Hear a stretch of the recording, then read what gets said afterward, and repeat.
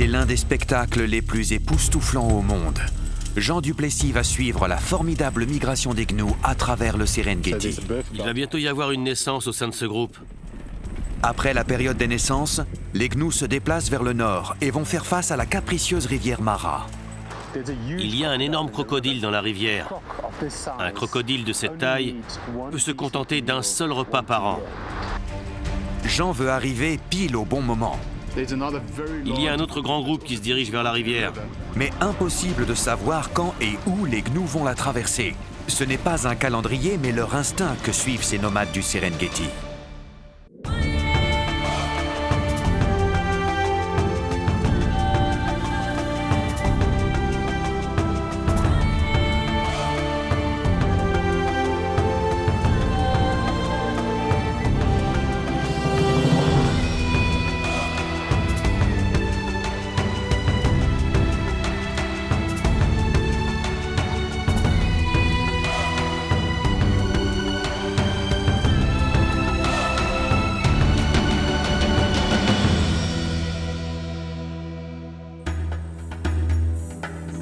Le Serengeti est un écosystème très ancien et préservé de la main de l'homme. Il recouvre 30 000 km² et s'étend sur 2 pays, la Tanzanie au sud et le Kenya au nord. Cet écosystème a des millions d'années d'histoire. Chaque être vivant que l'on y trouve, du plus petit des insectes à l'animal le plus imposant, joue un rôle spécifique dans son équilibre naturel.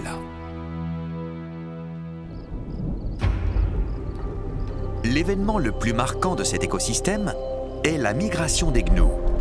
Et l'élément déclencheur de ce grand voyage est la météo. Courant octobre, des nuages orageux s'accumulent et la pluie se déplace vers le sud. C'est le signal de départ d'une des migrations animales les plus extraordinaires de notre planète. Tout part de la réaction d'un seul animal. Puis, poussé par l'instinct naturel, le reste du troupeau suit. C'est un voyage périlleux. Nombreux sont les prédateurs qui les attendront en chemin. Il leur faudra aussi traverser l'impétueuse rivière Mara, où les gnous mourront par milliers.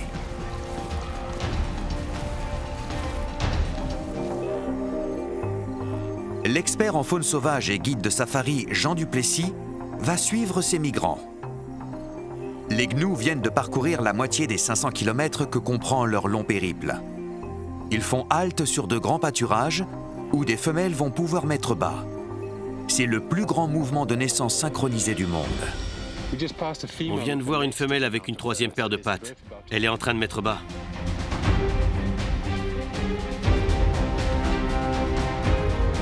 Elle s'est trouvée une zone relativement plate et elle fait les 100 pas. Elle a choisi la sécurité en mettant bas entourée de ses congénères. En effet, les hyènes, les lions et autres prédateurs sont aux aguets, prêts à sauter sur la moindre occasion.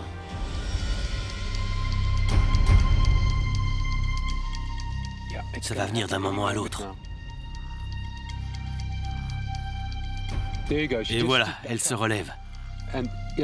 La gravité lui donne un coup de main et fait sortir le petit. C'est incroyable. Et maintenant, elle va venir sentir son petit. Tout ça s'est fait à une vitesse.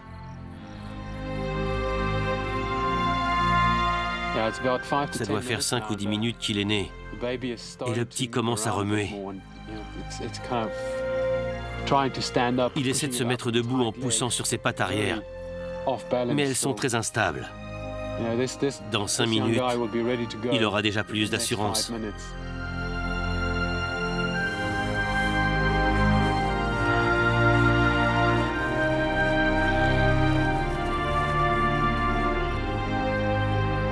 Et voilà, une nouvelle génération est née. Dans quelques mois, ce petit sera assez costaud pour commencer la migration vers le nord. Et en juillet-août, il pourra même traverser la rivière Mara. C'est incroyable de se dire que d'ici 6 mois, ce petit être sans défense pourra traverser des rivières pleines de crocodiles de 3 ou 4 mètres de long. Et avant ça, Ils devront parcourir 400 km à travers une savane infestée de hyènes et de lions. Moins de 10 minutes après être né, le petit se tient debout. C'est à ce moment-là que le lien avec sa mère va se créer. Ils vont apprendre à reconnaître leur odeur et leurs cris respectifs. Le cycle des naissances synchronisées des gnous vient de débuter. 200 000 petits vont naître ces prochaines semaines. C'est une stratégie d'adaptation extrêmement astucieuse. Sur ces grandes plaines, les nouveau-nés sont des proies faciles pour les prédateurs qui suivent de près la migration. Mais engendrer des petits gnous par milliers leur permet de mettre plus de chances de leur côté. Beaucoup se feront dévorer, mais beaucoup plus survivront. Les nouveau-nés vont devoir faire face à bon nombre de défis. D'ici 2 mois, ils seront aptes à suivre leur mère pour la deuxième partie du voyage vers le nord. Mais les 24 premières heures sont cruciales pour leur survie.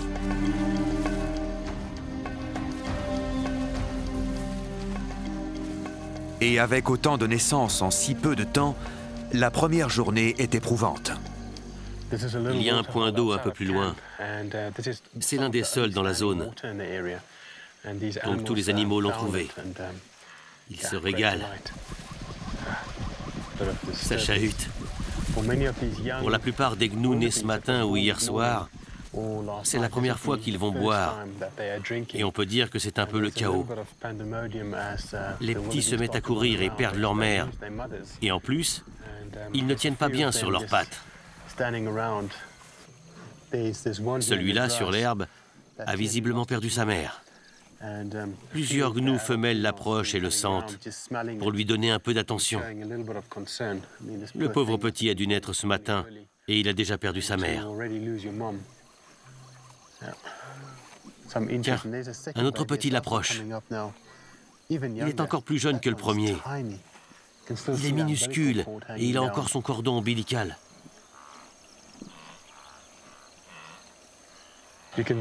Plusieurs femelles viennent renifler ces petits perdus.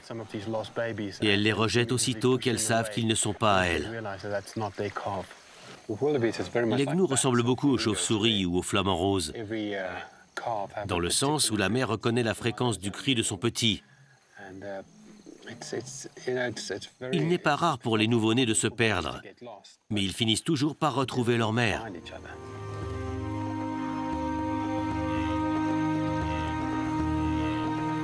Heureusement pour ce petit, sa mère répond à son appel et vient le retrouver. Désormais, ils resteront plus près l'un de l'autre.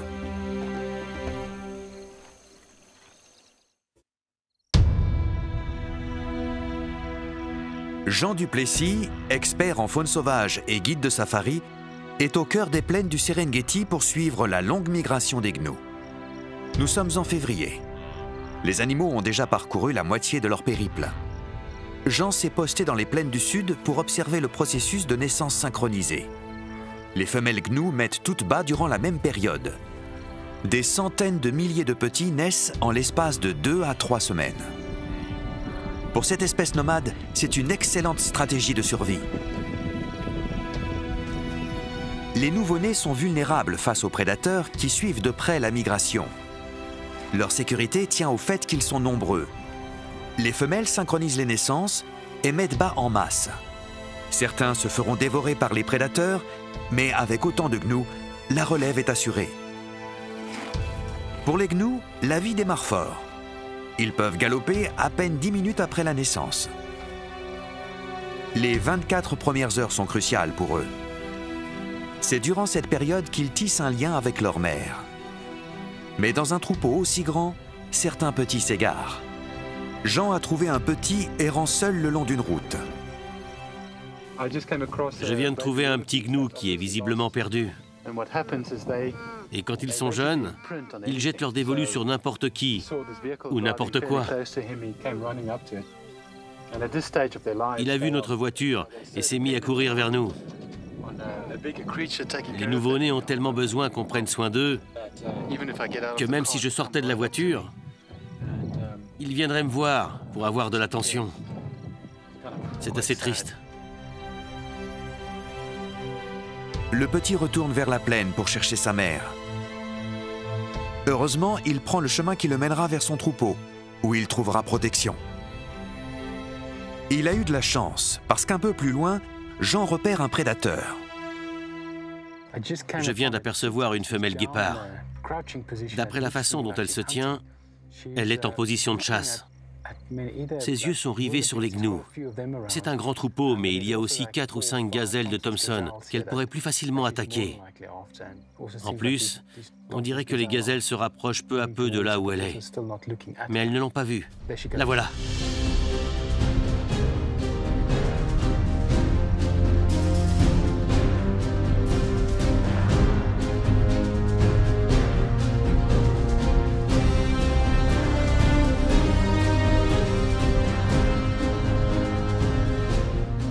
Je pense qu'elle n'a pas su choisir laquelle elle allait attaquer. Et c'est très important pour les guépards de se focaliser sur une seule proie à la fois. Elle s'est ruée sur 2 groupes différents et a manqué sa chance. La femelle guépard a perdu sa proie. Et il fait maintenant trop chaud pour en chasser une autre. Elle décide donc de s'éloigner et se met en quête d'un coin d'ombre. Elle va retrouver ses petits. Apparemment, c'est le seul endroit ombragé par ici. Il s'agit en fait d'une voiture de safari garée derrière nous. Les petits se sont abrités en dessous. Elle s'apprête à les rejoindre. Il n'y aura pas de déjeuner pour les petits guépards, peu importe. Ils auront encore plus de temps pour jouer. La mère a rejoint ses petits sous le véhicule. C'est le seul coin d'ombre à des kilomètres. Alors ils se contentent de ce qu'ils ont. Il y a 3 petits. Ils sont très joueurs. Et apparemment, ils aiment les pneus de cette voiture.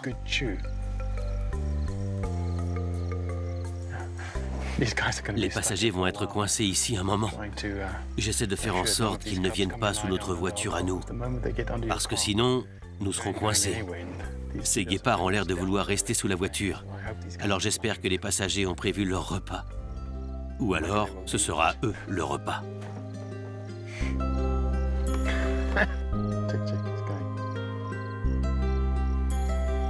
Les touristes vont devoir patienter jusqu'à ce que les guépards décident de partir, ce qui va probablement prendre quelques heures, le temps que la température redescende et que la petite famille commence à avoir faim.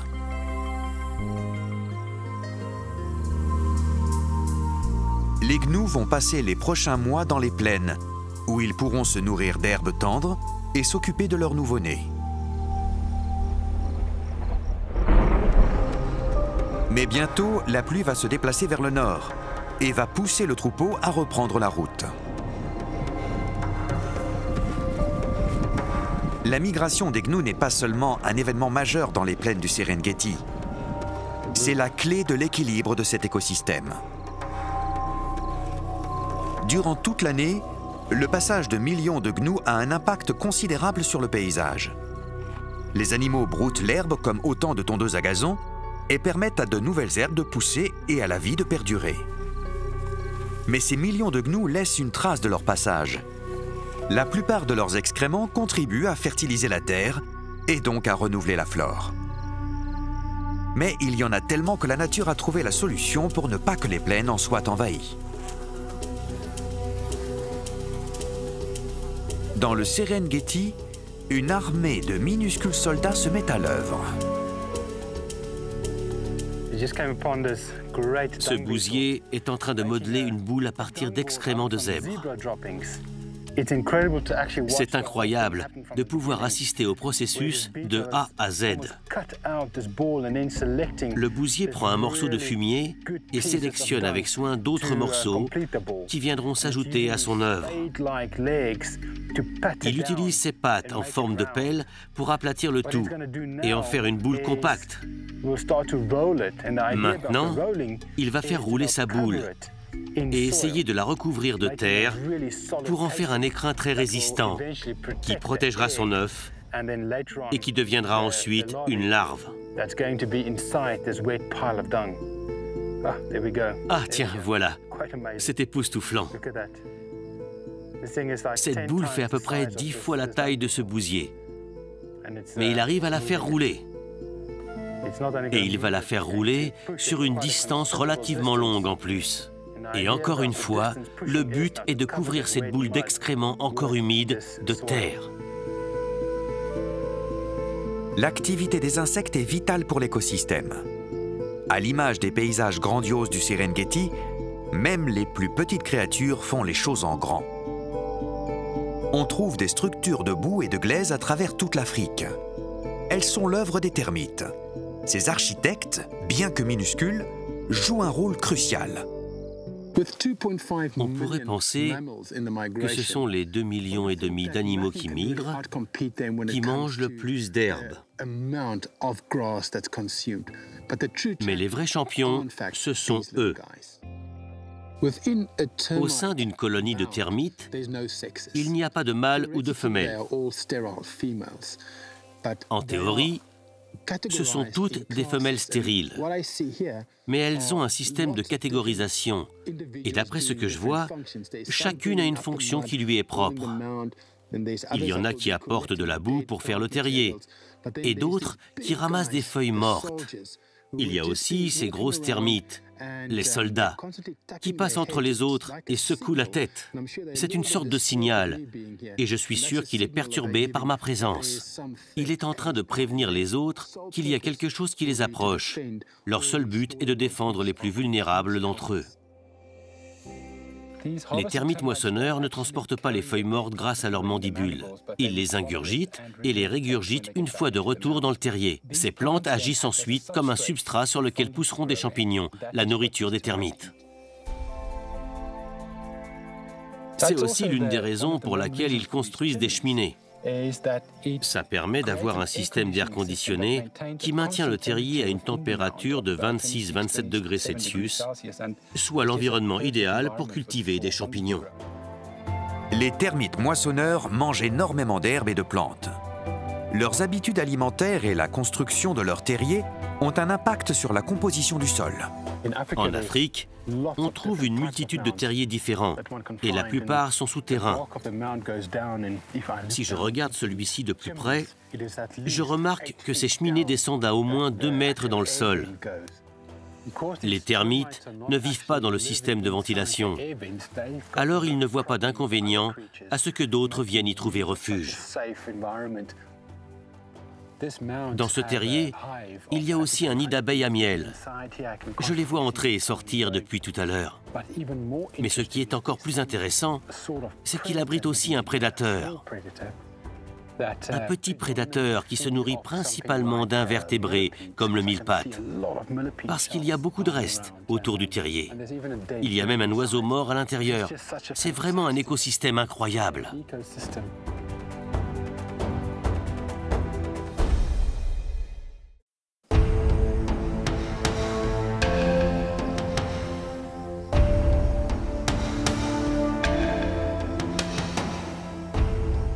Les plaines d'herbes rases du sud du Serengeti commencent à s'assécher. Les pluies se déplacent vers le nord et, comme à chaque fois, l'instinct du gnou le pousse à les suivre. Leur instinct leur dit que les pluies les mèneront vers des pâturages plus riches. Les petits ont survécu aux 3 premiers mois et deviennent plus forts.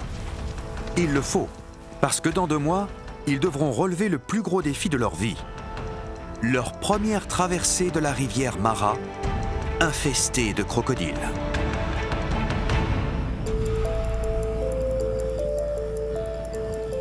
Le guide de safari Jean du Plessis observe ce troupeau à plusieurs étapes de leur périple annuel. En cours de route, il en profite pour explorer certains phénomènes propres à l'écosystème du Serengeti. Le Serengeti est l'un des rares endroits encore préservés de la planète. C'est donc l'occasion rêvée de voir comment un écosystème évolue pour accueillir d'innombrables espèces vivantes. Du brin d'herbe aux prédateurs, en passant par les géants d'Afrique, tous jouent un rôle et tous sont liés. Si l'un d'eux disparaît, c'est tout l'écosystème qui s'en trouve déséquilibré.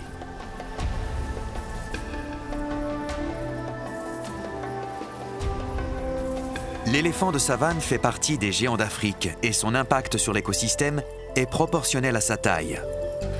Les éléphants sont de gros mangeurs de feuillage. Et leur rôle dans ce système symbiotique est d'entretenir la savane et les zones boisées en réduisant la densité d'arbres, empêchant ainsi les forêts d'envahir les plaines. Certaines espèces développent un mécanisme de survie en attirant ou en repoussant certaines créatures. Les arbres produisent des feuilles ou des fruits très nutritifs pour encourager les animaux à les manger. Les animaux sèment ensuite des graines recouvertes d'un engrais naturel. Mais la surproduction peut être néfaste pour les arbres. Alors certains d'entre eux ont trouvé le moyen d'empêcher les éléphants et les girafes de trop manger. Voici un acacia tortilis. C'est l'un des arbres les plus communs du Serengeti. Ses feuilles sont des plus nutritives et la girafe en raffole. Il existe plus de 800 espèces différentes d'acacias dans le monde. La plupart sont dénuées d'épines. Mais en Afrique, beaucoup ont développé cette particularité afin de se protéger des animaux trop gourmands. Néanmoins, la girafe trouve quand même le moyen d'éviter ce piège. Grâce à sa langue préhensile, elle peut contourner les épines et arracher les feuilles. Les girafes sont très futées et elles font tout ce qu'elles peuvent pour survivre dans un environnement parfois très aride. Autre fait étonnant, ces acacias ont de très petites feuilles. Et il y a une raison à cela. C'est qu'elles peuvent absorber plus de lumière du soleil tout en évitant de perdre trop d'eau. Ainsi, l'arbre est plus apte à survivre dans un environnement sec et aride. Même une activité aussi banale que la baignade peut avoir un impact sur un écosystème, car tout y est connecté.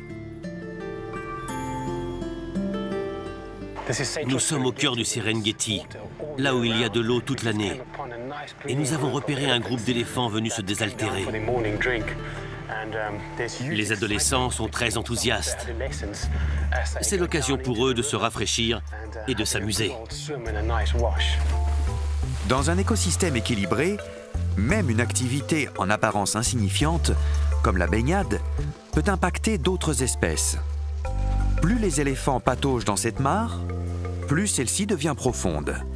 Elle pourra donc accueillir plus d'eau et plus d'animaux pourront en profiter. Il y a un éléphant qui est en train de se frotter comme il se doit. C'est un bon moyen de se débarrasser des tiques. Il prend un peu de boue et frotte pour décoller les tiques. Voilà, il a terminé. C'est important pour les éléphants de se baigner régulièrement. Ils ont 2 fois plus de peau qu'il n'y paraît parce qu'elle est toute ridée. En se roulant dans l'eau, même boueuse, de l'eau s'infiltre dans les plis et ça va leur permettre de garder une bonne température quand ils seront sur les plaines parce qu'il y fait très chaud en pleine journée. Voilà une femelle.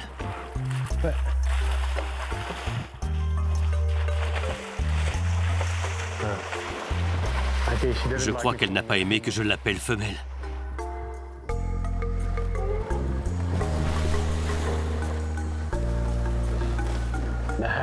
Ils se lavent et se frottent minutieusement. C'est une sorte de spa pour eux, cette mare. Ce doit être un endroit très prisé les jours de grosse chaleur ou comme aujourd'hui.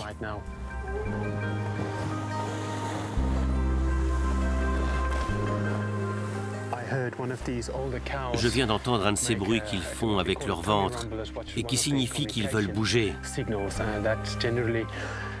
C'est une forme de communication. Je suis sûr que l'une de ces 2 femelles éléphants est la matriarche. Elle est responsable du groupe des petits et elle en a probablement assez d'être ici. Elle veut partir, mais les jeunes n'ont pas l'air de vouloir partir. À mesure que le Serengeti central entre dans la saison sèche, les cours d'eau s'appauvrissent et accueillent une autre espèce animale africaine.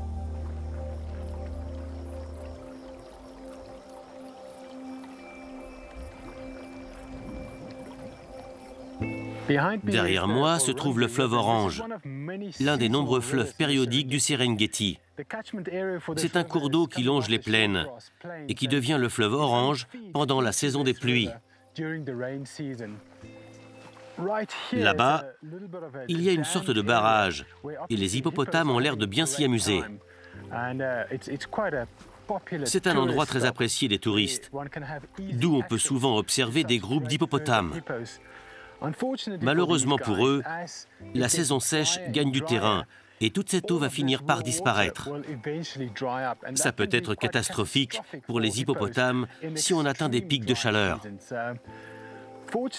Heureusement, si c'est le cas, ils ont une solution de secours pour les aider à tenir quelques jours.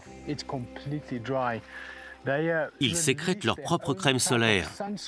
On appelle ça de la sueur de sang. Ils enduisent leur corps de ce liquide rougeâtre qui leur permet de tenir jusqu'à 5 jours en attendant la pluie. Ces hippopotames-là n'ont pas toujours la vie facile, contrairement à leurs congénères qui vivent dans la rivière Mara au nord du Serengeti. Parce que là-bas, c'est une rivière qui est alimentée toute l'année.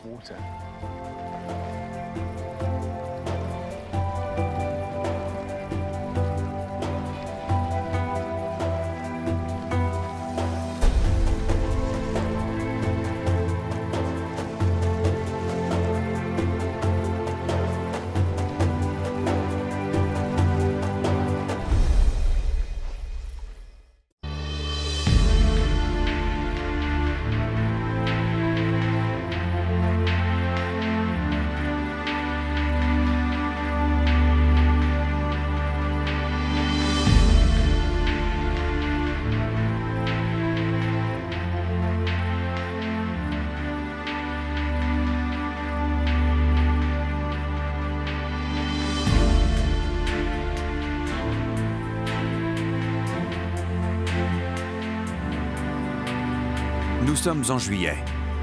Dans le Serengeti, les gnous ont commencé leur migration vers le nord en direction du Kenya. Les nouveau-nés deviennent chaque jour un peu plus forts. Et de la force, ils vont en avoir besoin car d'ici quelques semaines, ils vont vivre l'expérience la plus éprouvante de leur vie, la traversée de la rivière Mara. L'expert en faune sauvage et guide de safari Jean du Plessis observe le troupeau depuis le début de leur voyage, il y a 9 mois. Ils migrent vers le nord et il semblerait que le troupeau se soit divisé en 2 groupes. L'un va vers l'ouest et l'autre vers l'est. Le problème, c'est que le groupe qui va vers l'est se dirige aussi vers la zone la plus sauvage du Serengeti, qui nous est interdite. Et le groupe qui va vers l'ouest va entrer dans une réserve privée, qui nous est également interdite.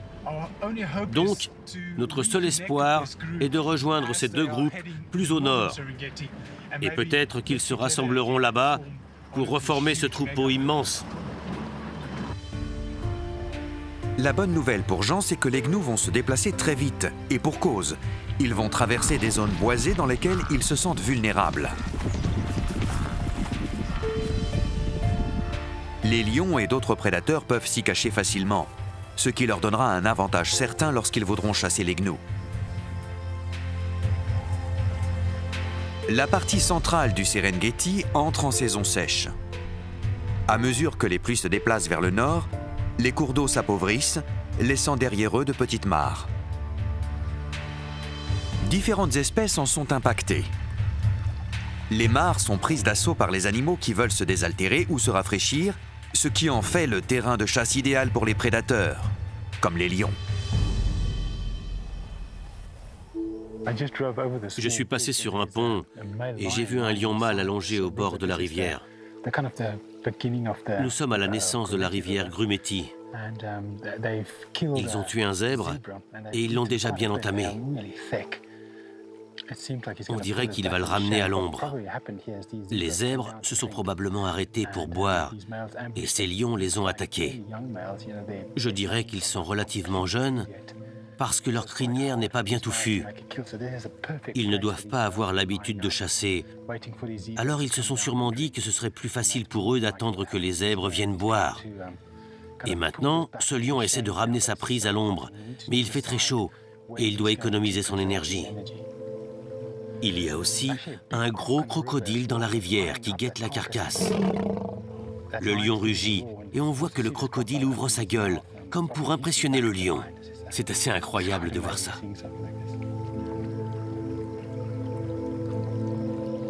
Dans l'eau, les crocodiles sont dans leur élément et ce sont des chasseurs vifs et agiles. Mais ils ne sont pas aussi efficaces sur la terre ferme. Lorsque la rivière s'assèche, les crocodiles perdent la plupart de leurs avantages et ils doivent donc devenir des charognards s'ils veulent manger. Il ne restera rien de la carcasse. Il y aura toujours un animal qui viendra manger lorsque son prédécesseur aura pris ce qu'il voulait.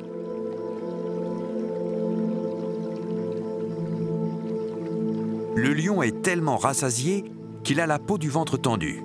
Mais même repu, il rechigne à laisser sa prise au crocodile.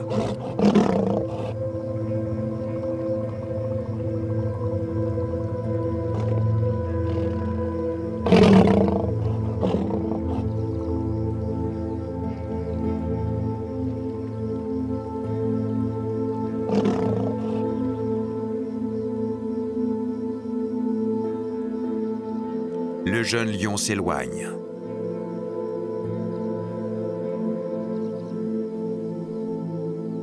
Capituler était la meilleure chose à faire.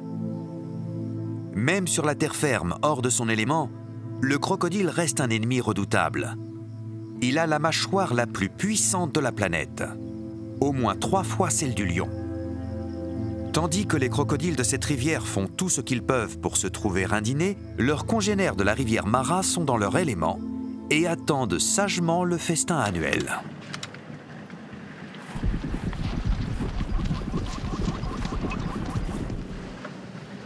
Voici la rivière Mara. C'est la dernière épreuve à laquelle les petits gnous vont devoir faire face.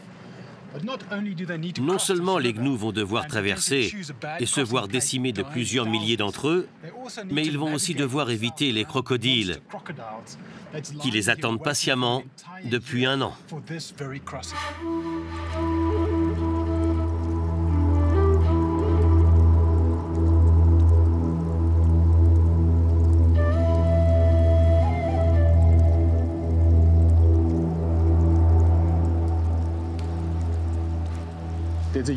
Je vois un crocodile énorme. Ce qui est intéressant chez les crocodiles, c'est que ce sont des animaux à sang froid. Et donc, ils n'ont pas besoin de se nourrir tous les jours pour maintenir leur corps à bonne température. Un crocodile de cette taille peut se contenter d'un seul repas par an.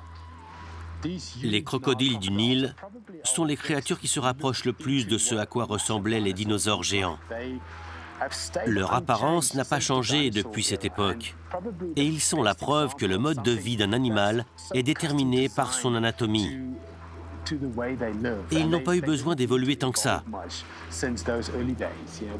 Ils peuvent s'immerger complètement en ne laissant à la surface que leurs narines et leurs yeux. Les proies potentielles croient voir 4 petits galets dans l'eau et se font attaquer par surprise. Pour avoir une chance de voir les crocodiles en action, il faut absolument qu'on arrive à la rivière au moment où les premiers troupeaux la traverseront. Parce que c'est à ce moment-là que les crocodiles seront le plus susceptibles d'attaquer.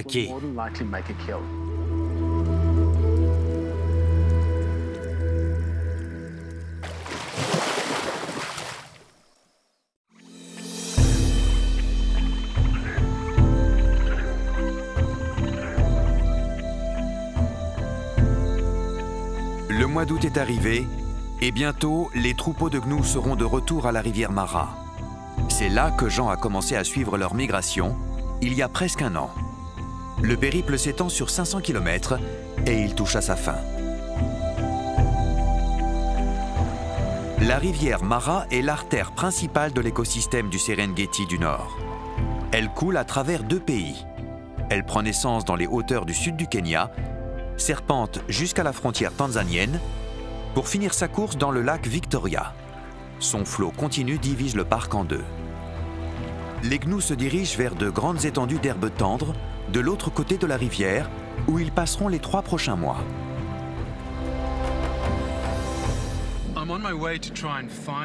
J'aimerais pouvoir trouver la tête du troupeau. À cette époque de l'année, ils auraient déjà dû arriver dans la partie nord du Serengeti. Je parcours chaque colline, chaque plaine, et je ne vois rien. C'est un peu décourageant de ne voir aucun animal. C'est toute une industrie qui est dépendante de cette migration. Le troupeau aurait dû arriver il y a un mois. Il semblerait que les gnous aient décidé d'atteindre le nord du Serengeti en passant par une région de l'ouest appelée Kogetande. Les semaines passent et toujours aucun signe des gnous. Jean n'a pas d'autre choix que de les attendre. La dernière fois qu'il les a vus, il se dirigeait vers le parc national du Serengeti, une zone privée dans laquelle même les experts en faune sauvage comme Jean n'ont pas le droit d'aller. On ignore quand et par où les gnous sortiront de ce parc. Leur retard est dû au manque de pluie. En effet, les gnous suivent le mouvement des pluies. Mais lorsqu'il n'y en a pas, l'herbe qui aurait dû devenir verte et tendre reste jaune et sèche. Bientôt, des nuages de pluie se formeront à l'horizon, gorgés de l'eau évaporée du lac Victoria. Petit à petit, ils se transformeront en nuages orageux et finiront par déverser leur pluie salvatrice.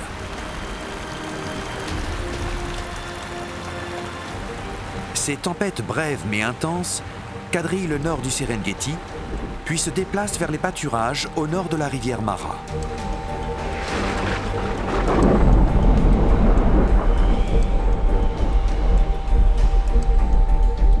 Seuls quelques jours de pluie suffisent à faire revivre la terre. Elle retrouve rapidement son tapis de verdure. Il ne manque plus que l'arrivée des gnous.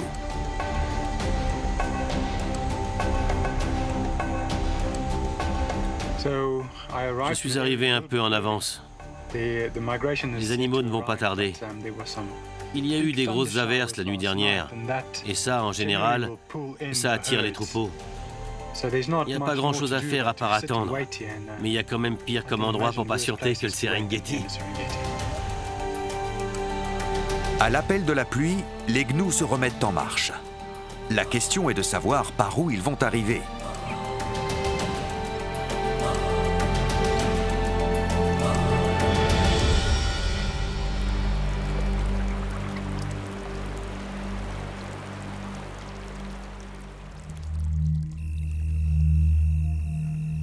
Le lendemain matin, Jean se lève aux aurores pour tenter de localiser le troupeau qui l'attend.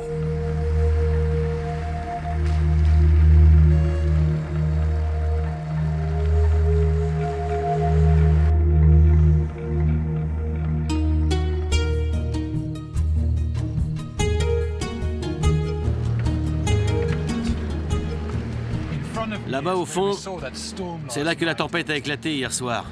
Cette région s'appelle Bolo-Gonjo. Et derrière moi, c'est Kogetande. Je pense que les troupeaux vont arriver par là. Mais j'ai peur qu'ils aillent un peu trop vers l'est. Parce que dans ce cas, ils arriveront au Kenya et ils traverseront la rivière dans le Masai Mara. Ce qui veut dire que le nord de la Tanzanie ne verra pas passer les troupeaux cette année. Le Kenya n'est qu'à quelques kilomètres dans cette direction. Mais pour y aller, on est obligé de faire un détour par Arusha. Donc il faut compter 2 jours de voiture pour aller dans le Masai Mara. J'espère que les animaux qui sont normalement devant nous bifurqueront vers l'ouest et redescendront un peu pour traverser la rivière côté tanzanien. Mais Jean n'aura pas attendu longtemps. Non loin de là, il voit les gnous qui arrivent. Ils sont tellement nombreux qu'ils dominent les collines environnantes. On a traversé un petit cours d'eau et on a vu tous les gnous qui descendaient pour boire. Il est à peu près midi. Il fait très chaud, il y en a des milliers. Ils se dirigent vers la rivière Mara pour la traverser. La question est maintenant de savoir où ils vont la traverser. Iront-ils côté kényan ou resteront-ils en Tanzanie? Un des mâles ne cache pas son intérêt pour une femelle. Les gnous entreront bientôt en rut, la période d'accouplement. Mais pour l'heure, ils doivent traverser la rivière. Ce qu'on voit au-delà de cette colline, c'est la rivière Mara. Il y a un gros troupeau de gnous qui s'amassent sur la rive. Je pense que c'est bien parti pour qu'ils traversent. En général, ils continuent vers le nord. Et comme là, ils se sont alignés, ça veut dire qu'ils vont traverser. Ça peut se faire aujourd'hui ou demain matin. Pour être sûr d'être là au bon moment, il faut attendre.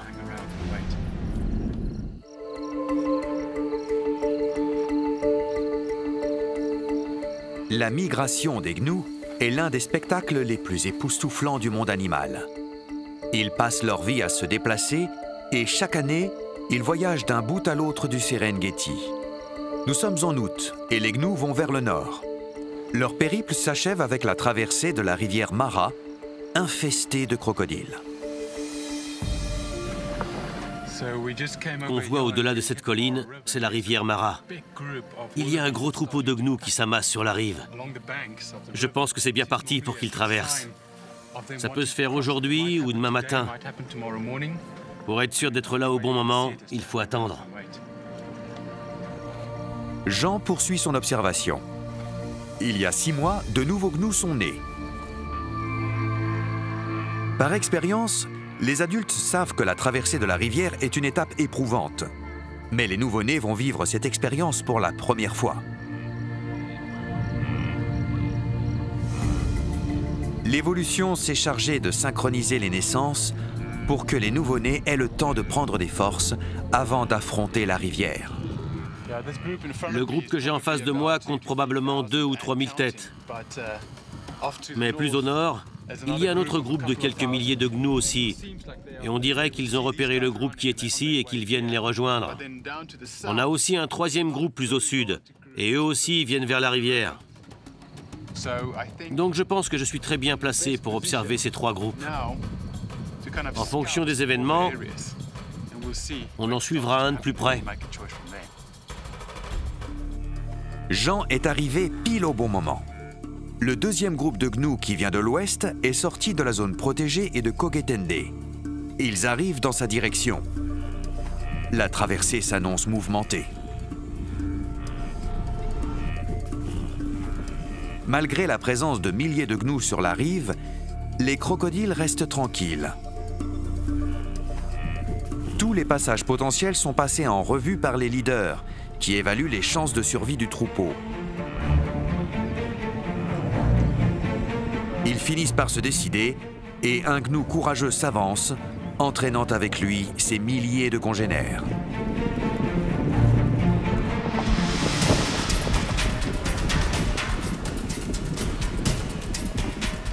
Ces animaux n'ont pas l'intention d'attendre. Ils sont prêts à traverser.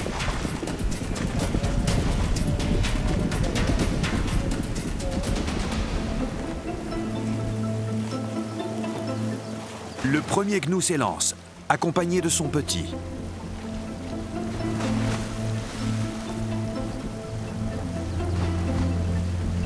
D'autres les suivent. Et en quelques secondes, des centaines d'animaux tentent de se frayer un chemin dans la rivière.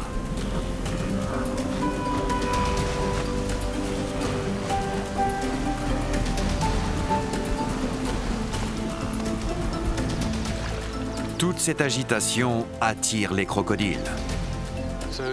Il y a des gnous qui traversent la rivière depuis ce matin. Et 2 ou 3 crocodiles se dirigent vers eux.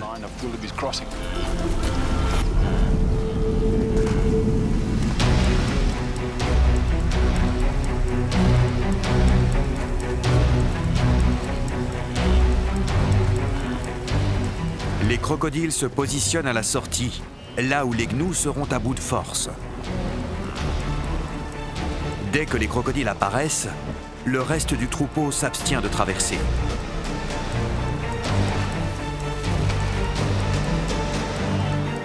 Deux crocodiles s'attaquent à une jeune gnou. Mais heureusement, l'animal à pied parvient à se dégager.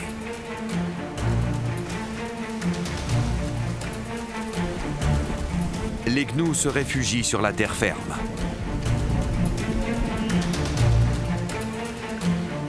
Un des crocodiles a réussi à attraper un gnou.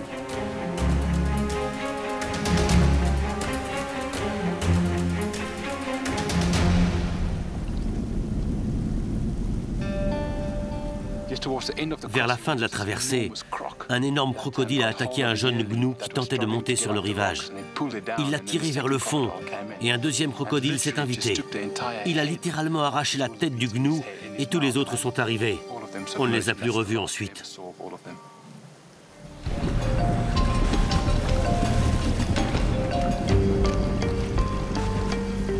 Face à autant de crocodiles, les gnous décident de traverser la rivière un peu plus loin.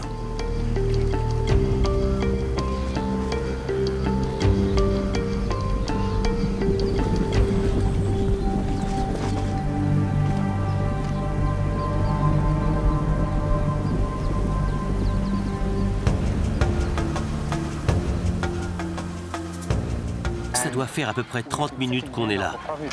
Et il y a un flot continu d'animaux. Ils envahissent la rivière. À vue de nez, je dirais qu'il doit y en avoir déjà 10 000 qui ont traversé.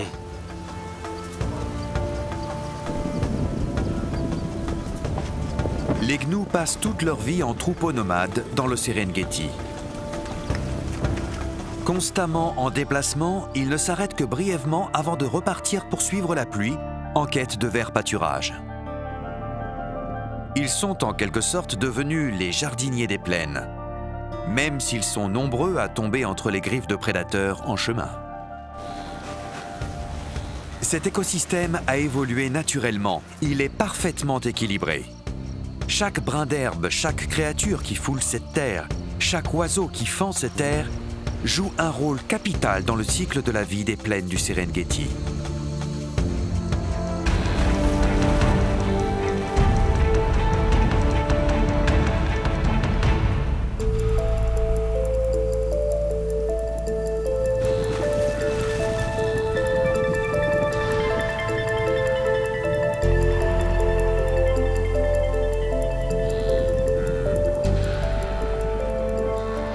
Eh bien voilà, les gnous et les zèbres font partie des derniers animaux à migrer sur une telle distance. Et c'est parce que le Serengeti est resté intact que cette grande migration est possible. Les gnous ont traversé la rivière et sont maintenant au Kenya. C'est là que leur circuit s'arrête. Et c'est là qu'il va reprendre, car d'ici quelques mois, ils vont redescendre vers le cœur du Serengeti, là où la pluie entamera un nouveau cycle.